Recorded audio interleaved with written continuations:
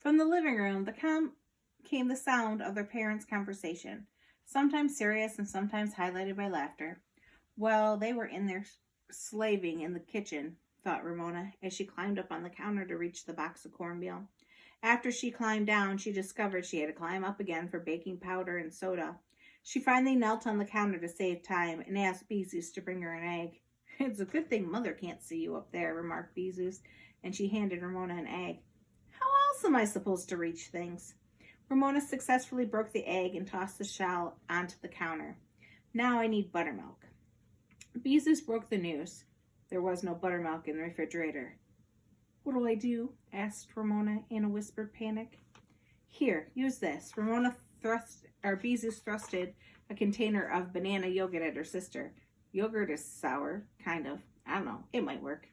The kitchen door opened a crack. What's going on in there? Inquired Mr. Quimby. Beezus hurled herself against the door. You stay out, she ordered. Dinner is going to be a surprise. For a moment, Ramona thought Beezus was going to say it was going to be a mess. She stirred the egg and yogurt together, measured the flour, spilling some on the floor, then discovered she was short of the cornmeal. More panic. My cooking teacher says you should always check to see if you have all the ingredients before you begin cooking, said Beezus. Shut up, said Ramona, and reached for a package of cream of wheat because the grains were about the same size as oat and cornmeal. She scattered only a little bit on the floor. Something was needed to sop up the sauce for the little specks when the chicken was served. Rice! The spilled cream of wheat gritted underneath Beezus' feet as she went to measure the rice and boil the water according to the directions. When the rice was cooking, she slipped into the dining room and set the table, and she remembered that they'd forgotten a salad. Salad! Carrot sticks were the quickest. Beezus began scraping carrots into the sink. Yipe! Yelled Ramona from the counter. The rice! The lid of the pan was chittering. Beezus snatched the larger pan from the cupboard and transferred the rice. Do you girls need any help? Called Mrs. Quimby from the living room. No, answered her daughters. Another calamity. The cornbread should bake at 400, a higher temperature than what was needed for the chicken. What was Ramona to do? It was stick it in the oven anyway. Beezus' face was flushed. In went the cornbread beside the chicken. Dessert, whispered Beezus. All they could find was a can of boring peach halves. Back to the cookbook. Heat a little butter and serve with jelly in each half, she read. Jelly. Half a jar of apricot jelly would have to do.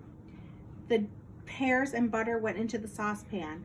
Never mind the syrup spilt on the floor. Beezus! Ramona held up a package of peas.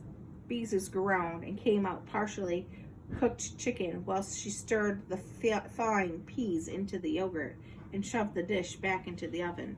The rice! They'd forgotten the rice! Which was only beginning to cook. It began to stick to the pan. Quick, take it off the burner! How did their mother manage to get everything cooked at the right temperature at the right time? Put the carrot sticks on the dish. Pour the milk. Candles, whispered Beezus. Dinner might look better if we have candles. Ramona found 2 candle holders and 2 partially melted candles of uneven length. One of them had been used for a Halloween jack-o'-lantern. Beezus struck the match to light them because although Ramona was brave about touching raw meat, she was skittish about lighting matches. Was the chicken done? The girls anxiously examined their main dish, bubbling and browning on the edges. Beezus stabbed the thigh with a fork, and when it did not bleed, she decided it must be done. A toothpick pricked the cornbread, and it came out clean. The cornbread was flat. Done, but flat.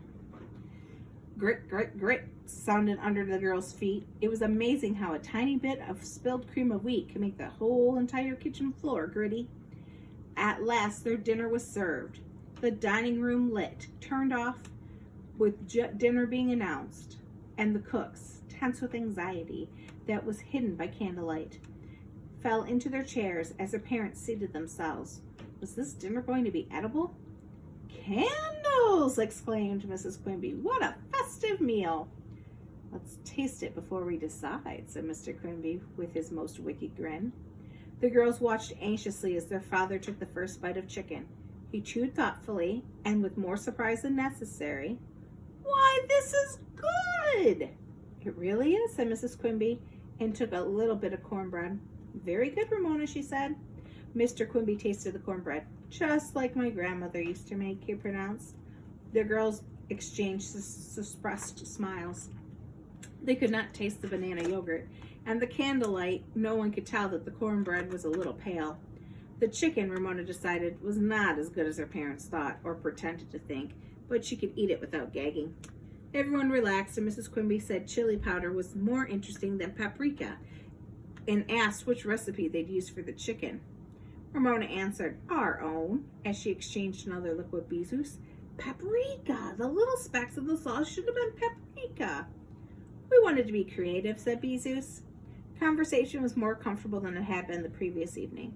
Mr. Quimby said he was finally satisfied with his drawing, which looked like a real foot. Bezus said her cooking class was studying the 4 food groups, and that everyone should eat daily. Ramona said there was this boy at school who called her Egghead. Mr. Quimby explained that Egghead was slang for a very smart person. Ramona began to feel a little bit better about Yard Ape. The meal was a success. If the chicken did not taste as good as the girls had hoped, the cornbread didn't rise like their mother's, but both were edible. Bezus and Ramona were silently grateful for their parents for enjoying, or pretending to enjoy, their cooking. The whole family cheered up. When they had finished their pears with apricot jam, Ramona gave her mother a shy smile. Mrs. Quimby smiled back and patted Ramona's hand. Ramona felt much lighter. Without using words, she had forgiven her mother for the unfortunate egg, and her mother had understood. Ramona could be happy again. You cooks have worked so hard, said Mr. Quimby, that I'm going to wash the dishes. I'll even finish clearing the table. I'll help, volunteered Mrs. Quimby. The girls exchanged another secret smile as they excused themselves and skipped off to their rooms before the parents discovered the pile of chicken skins and broken eggshells on the counter, the carrot scrapings in the sink, and the cream of wheat, flour, and pear syrup all over the floor.